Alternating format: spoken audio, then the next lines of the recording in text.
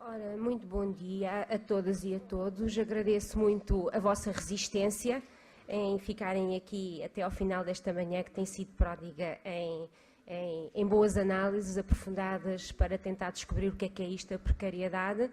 Eu estou aqui em representação de uma equipa de investigadores que têm em comum um traço. Somos todos membros da direção do Sindicato Nacional de Investigadores e Docentes do Ensino Superior. Portanto, estamos aqui um bocadinho em contratendência face a alguns aspectos da comunicação que a Dora aqui nos apresentou. Somos investigadores, somos docentes. Eu sou do ISCTE, estou integrada na Unidade de Investigação, Centro de Investigação e Estudos de Sociologia. A Mariana Gaio Alves é da Unidade de Investigação de Educação e Desenvolvimento da Faculdade de Ciências e Tecnologias da Universidade de Lisboa e o Gonçalo Leite Velho é do Instituto Politécnico de Tomar. Os dados que eu venho aqui apresentar de diagnóstico remetem para um contexto que, regra geral, é menos considerado como um contexto problemático quando falamos em precariedade, que é o contexto do ensino superior. Apresento aqui umas questões gerais que nos têm orientado nesta pesquisa, mas que são questões às quais eu não vou responder de forma muito aprofundada. Vou tentar apenas dar alguns elementos que nos permitam traçar um diagnóstico global sobre os processos de reconfiguração estrutural que atravessam hoje o sistema científico e tecnológico nacional e que têm vindo a afetar profundamente as condições de trabalho de docentes e investigadores. Portanto, as perguntas que me orientam é que transformações são identificáveis nas condições de trabalho dos docentes e dos investigadores, como é que o sistema se tem vindo a reconfigurar, tendo em conta características sociodemográficas e académicas destes profissionais. A situação portuguesa distingue-se dos restantes países europeus e mesmo dos países de uma comunidade mais ampla, que são os países da Organização Económica OCDE. Quais são os desafios e medidas de reconfiguração estrutural que temos pela frente para permitir atenuar um dos processos que mais tem vindo a ser falado a propósito destas questões, que é o brain drain ou a fuga de pessoas altamente competentes e capacitadas que saem dos nossos países do sul da Europa para ir trabalhar para o norte e desenvolver as suas pesquisas em contextos, porventura, mais dinâmicos e criativos.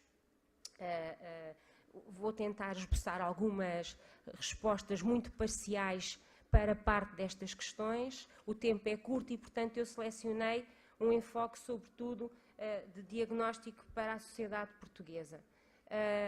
Nós vivemos hoje num contexto estrutural de subfinanciamento do ensino superior, segundo o relatório Education at a Glance de 2016, que reporta dados relativos a 2013, Portugal tem o pior registro de todos os países da organização da OCDE em matéria de investimento público no ensino superior, excluindo o investimento em ID. Ou seja, na altura tínhamos 0,8% de despesa pública afeta ao ensino superior.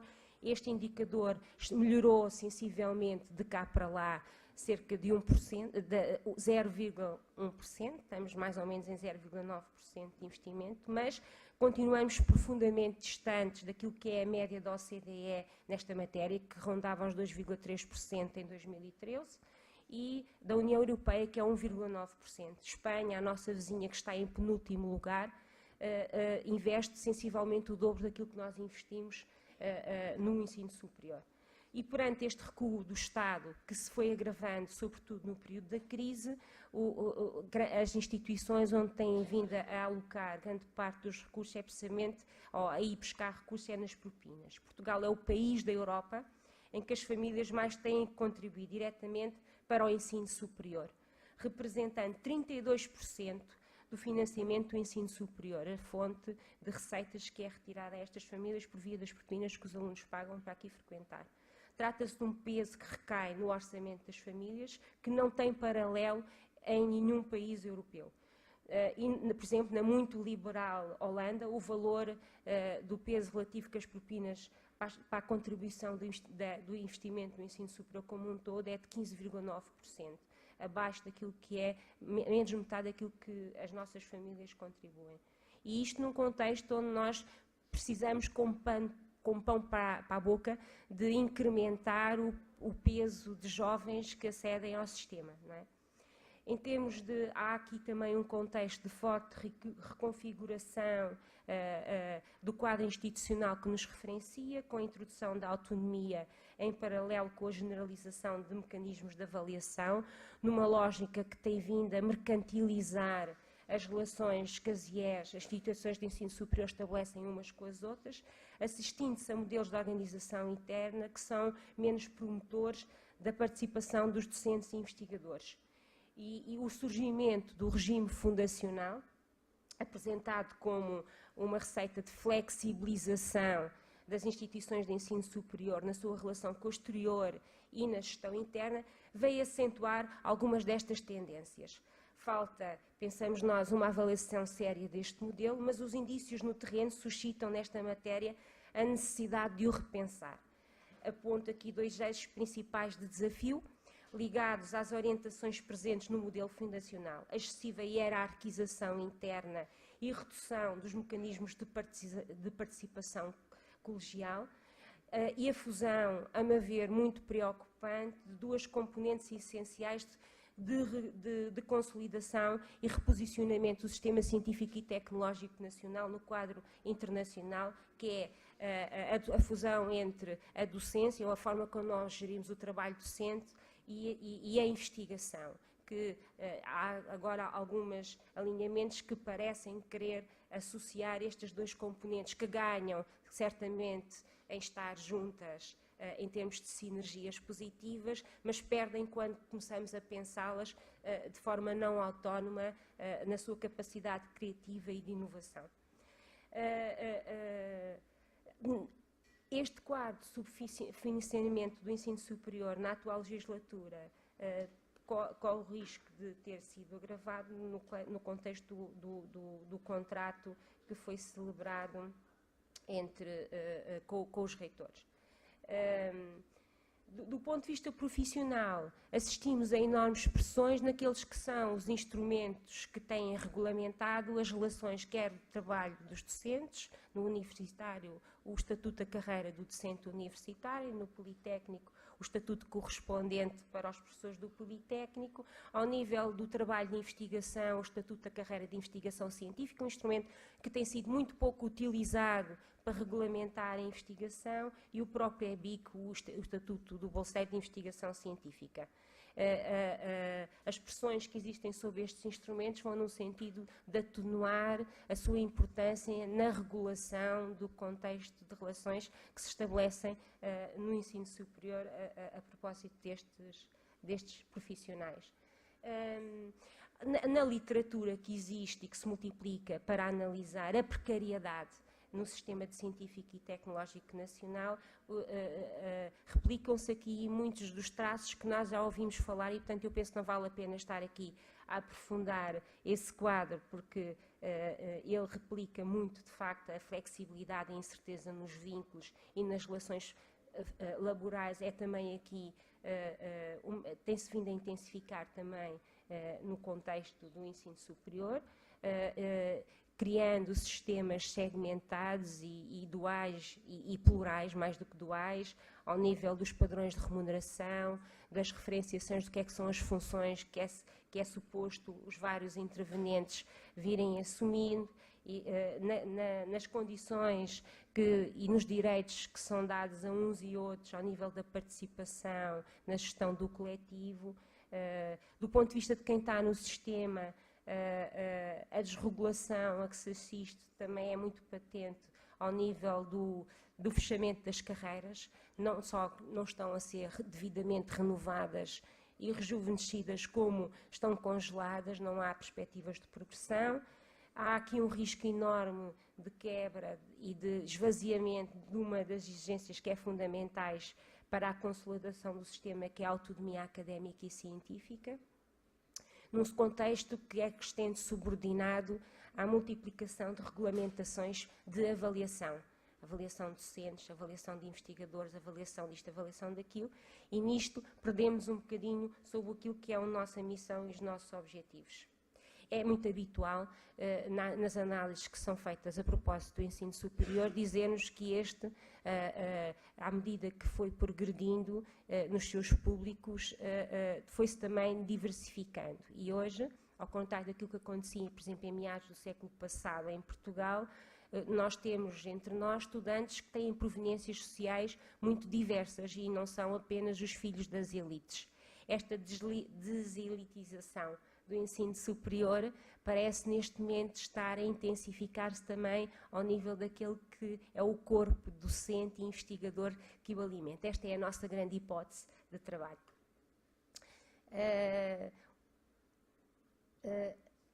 Eu esqueci-me de andar. Não, ao contrário. Como é que isto anda?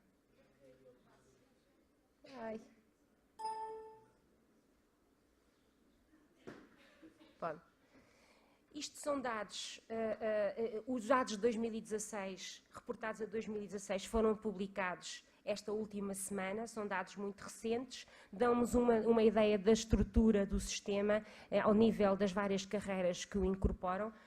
Vimos aqui que o peso relativo de investigadores continua a ser profundamente residual, é 3,7% o peso relativo de investigadores que estão integrados nas instituições formalmente. Temos, em termos do ensino universitário, ele representa sensivelmente 38% do conjunto. Estou a falar apenas de dados do ensino público, ok? Do Sistema Científico e Tecnológico Nacional, em termos do setor público. Os dados do privado eu tenho alguns, mas como não conseguia fazer a comparação em todos os indicadores, resolvi cingir-me a este, articulando aqui com o relatório que foi produzido de diagnóstico sobre a precariedade, e a partir do qual se prevê criar um programa sistemático em todos os setores da administração pública, incluindo o ensino superior, de tentativa de regularização dos quadros de precariedade que existem. E, portanto, de alguma forma, estes dados que eu aqui apresentam estão um bocadinho em diálogo com os dados que foram apresentados naquele relatório, mas atualizam-nos.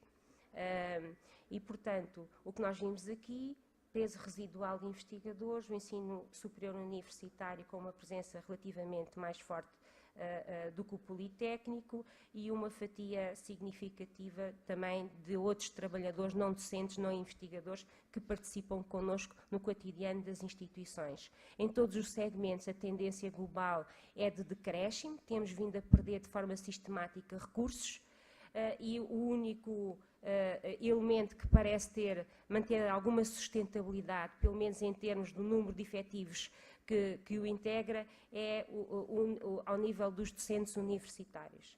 Só que, como é possível ver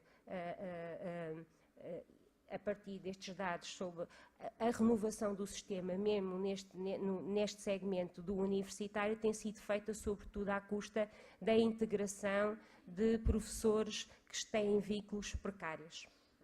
Portanto, o peso relativo de precários tem-se mantido relativamente estável. Estes dados incorporam apenas dados dos precários a tempo integral, e referem o número de precários como um todo no sistema, não diferenciando docentes e investigadores face a outras pessoas não trabalhadoras. E isto é um dos elementos que nós temos que olhar com alguma cautela. Portanto, eu aqui especulando e não tendo dados nominais nesta base de dados para agora, para perceber qual é o peso relativo de precários neste segmento onde eu estou a focar, que são os docentes e investigadores, especulei, assumindo a hipótese de que grande parte destes precários são docentes, se eu fizesse o peso face ao conjunto de trabalhadores do sistema, significaria que 44,7% dos docentes são precários em termos nacionais. Se fizer o peso como foi feito no relatório para a precariedade, este peso fica mais ou menos em 30%. Okay? Fui procurar dados para tentar afinar esta leitura e perceber exatamente qual é o peso do precariado no ensino superior. E então a DGEC dá-me esta relativa ao ano letivo 2014-2015, permite-me observar no sistema universitário, aqui apenas relativamente aos docentes, que temos, em termos nacionais, 942 docentes com vínculos precários, e quando eu falo em vínculos precários, são vínculos de trabalho em funções públicas, pelo Código de Trabalho, com contratos a termo certo ou incerto. 942 docentes trabalham a tempo integral, ou seja, estão a cumprir funções permanentes, são chamados falsos professores convidados.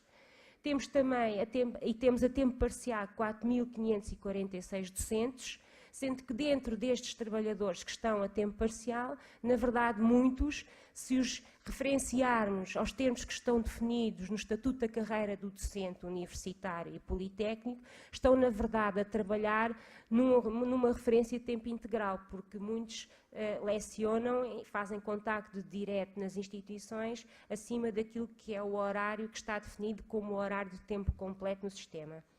Ao nível do Politécnico, o quadro é agravado, só que, enquanto no Politécnico, entretanto, foi construído, com o apoio dos sindicatos, um instrumento de regulação desta situação, através do Diploma 45/2016, que vai permitir regularizar muitas destas situações, continua a haver um vazio ao nível do ensino universitário, também que permita criar um instrumento paralelo àquele que já foi criado ao Politécnico, para regularizar as situações que, como vimos nestes números, não são de todo residuais.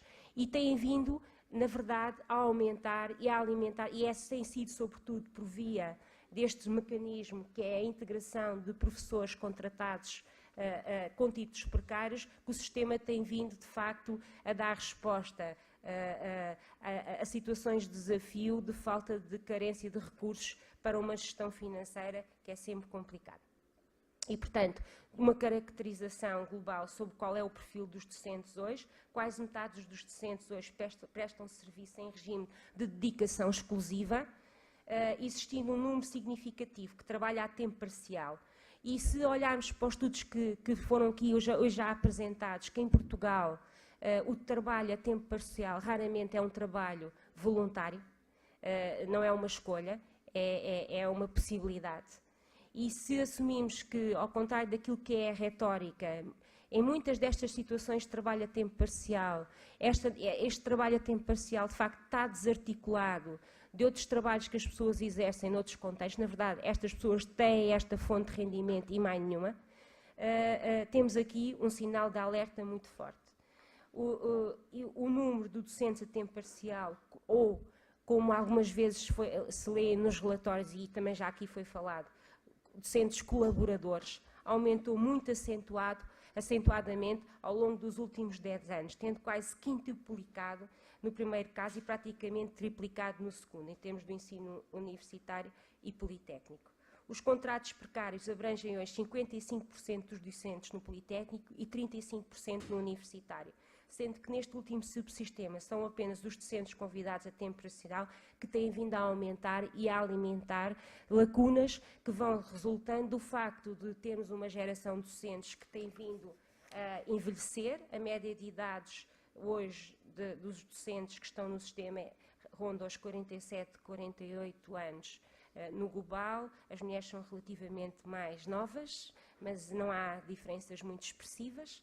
Hoje, a maioria dos docentes tem doutoramento, portanto, todos cumpriram aquilo que era o requisito para se manterem, grande parte. No ensino universitário, 3/4 têm doutoramento. No privado, desce um bocadinho, são cerca de 66%, e no Politécnico são 1/3 dos docentes que cumprem esta coisa. Com os dados que eu tinha apresentado antes, no todo do sistema, apesar de hoje haver uma retórica que faz apelo à Research University como uma exigência para o reposicionamento das nossas instituições de ensino superior num panorama internacional que é crescentemente competitivo, a verdade é que as instituições de ensino superior, hoje, apenas contam nos seus quadros, em termos globais, nacionais, com 3,7% de investigadores. E, portanto, temos aqui uma zona de forte desafio na forma como nos vamos reorganizar para responder ao futuro. E penso que hoje à tarde, se calhar, algumas dos contributos irão fazer passar por aqui.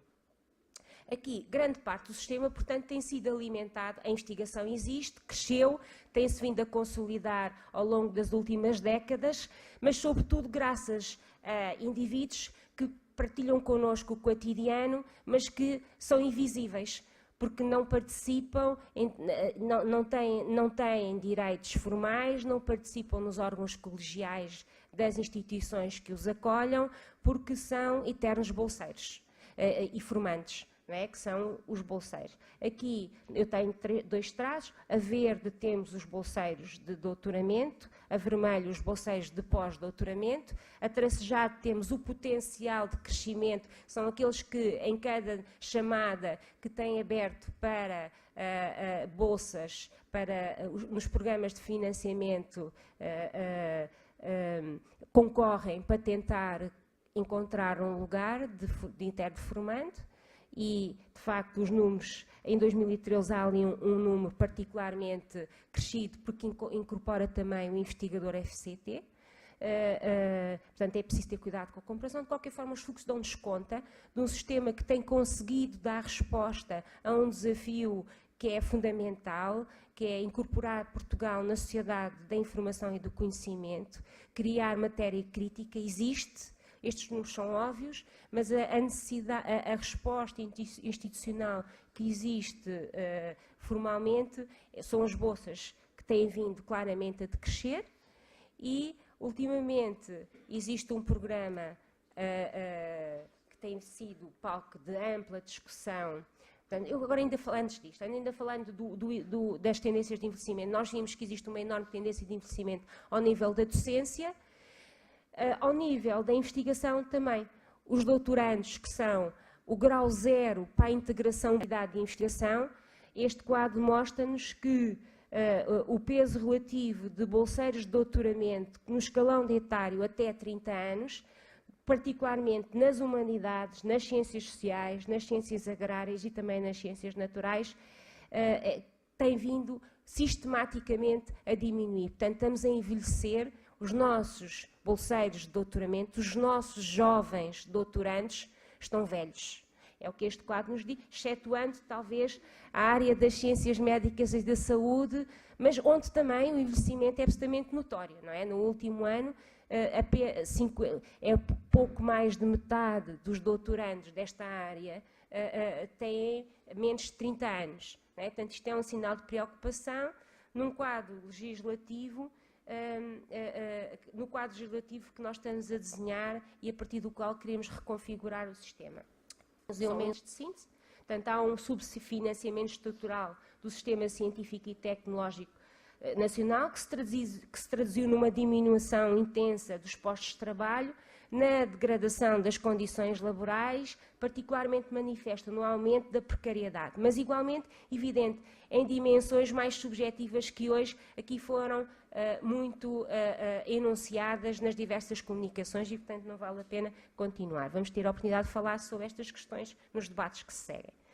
Apesar da retórica relativa à Research University, que pegou e que vocês vão reencontrar por todo o sistema, a presença nas instituições de ensino superior de investigadores contratados ao abrigo do ESIC, ou do Estatuto da Carreira de Investigação Científica, é residual. Eles representam menos de 4%.